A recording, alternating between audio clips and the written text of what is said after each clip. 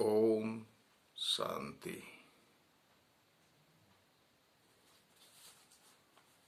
आज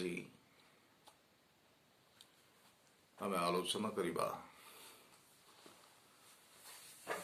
वास्तव में आमर निजर परिचय कौन।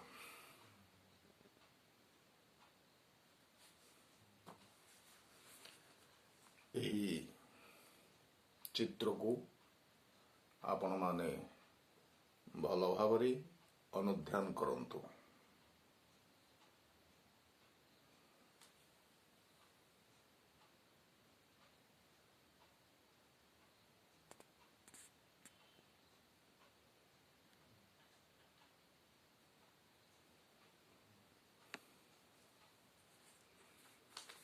वर्तमान में यही चित्र बुझा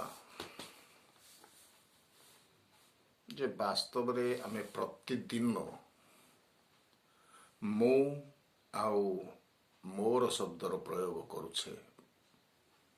मु या कली, मु से कली, मु से कली, मु से कली, एपरी आमे बारंबार मु शब्दर प्रयोग करुछे। किंतु वास्तव में मु कहला वाला किए यार परिचय आमे जानी ना। आमे डाक्तरखाना जदिव जाऊे निजर देह देखा तेबे डाक्तरखाना जाए डाक्तर को कहूचे जे मो देह खराब बोली कहूने, आमे कहूचे मोर देह खराब। तेबे मोर देह खराब यही शब्द को कहवा वाला किए से? मो जदि देह नुह मो निश्चिंत भाव आत्मा। मो यही शरीर भितर रही यही शरीर को मु चलाउछि एवं यही शरीर भितर रही मो डाक्तर को जाई कहली जे मोर देह खराब। तार्थ मु जदि देह नुह मोर देह बोली मु कहली तेबे मु किए ना? मु हूँ चैतन्य शक्ति आत्मा। तेणु सिख धर्म रे पंजाब रे मध्य गोटे कथा अच्छी, प्रवाद अच्छी, भ्रुकुटी के बीच में चमकता है अजब सितारा, गरीबानु साहूकार लगदा है प्यारा।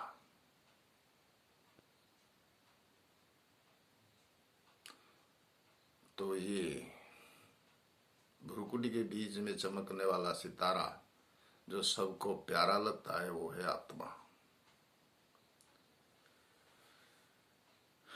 गाड़ी में ड्राइवर वहां बैठता है जहां वो बैठकर गाड़ी को कंट्रोल कर सके और सारा रास्ता को वो ठीक से देख सके। तो ड्राइवर गाड़ी के आगे बैठता है, पीछे नहीं बैठता है। ठीक उसी तरह अगर हम ये शरीर को अगर हम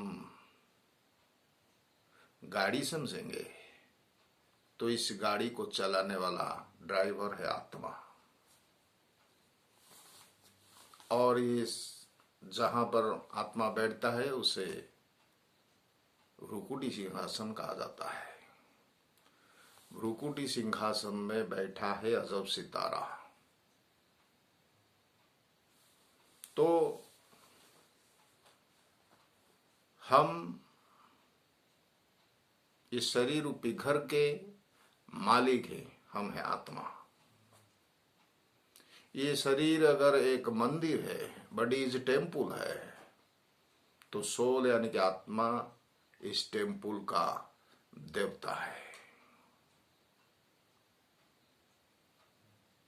और ये अगर एक घर है, शरीर एक घर है, तो आत्मा उस घर का मालिक है।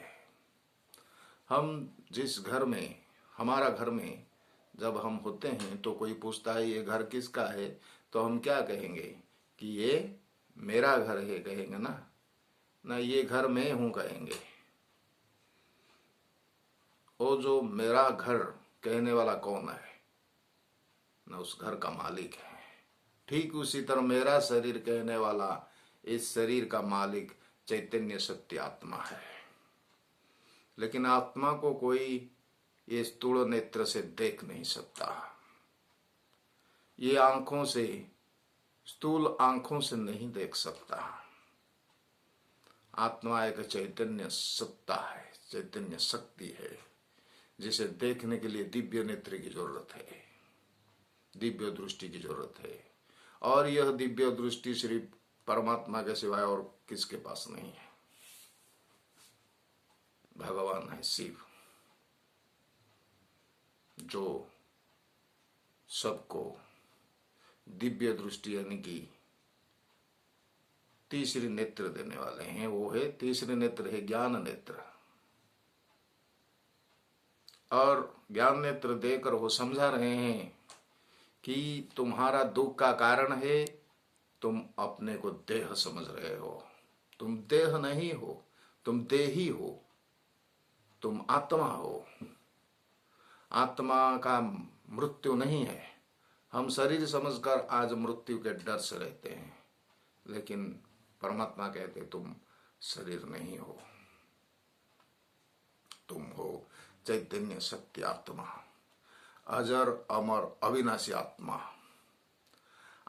आत्मा को ना कोई काट सकता है, ना कोई अस्त्र से काट सकता है, ना शस्त्र से मार सकता है। अस्त्र शस्त्र से आत्मा नहीं मरता, क्योंकि आत्मा अजर अमर अविनाशी है।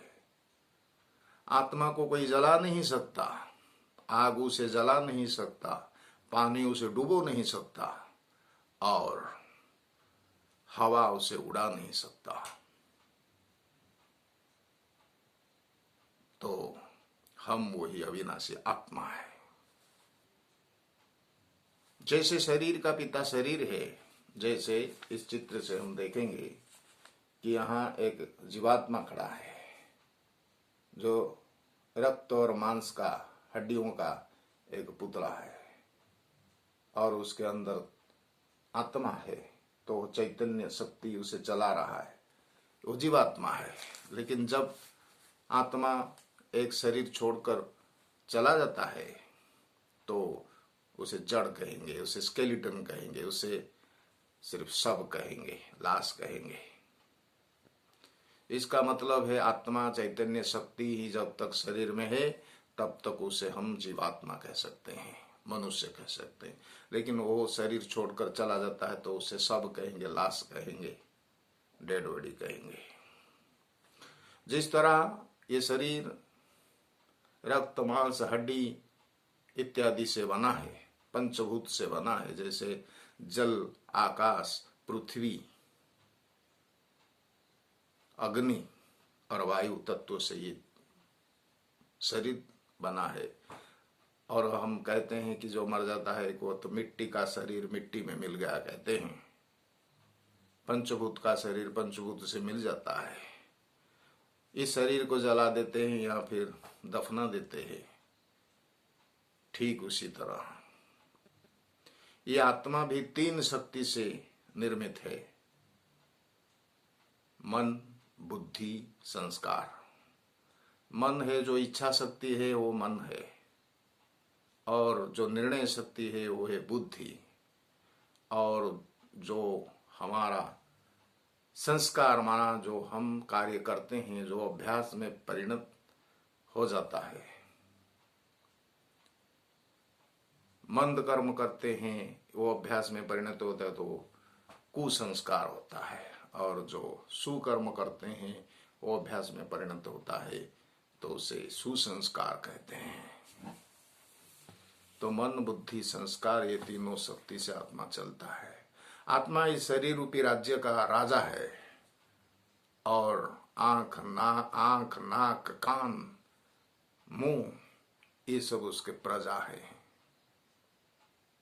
और मन बुद्धि उसके मंत्री हैं,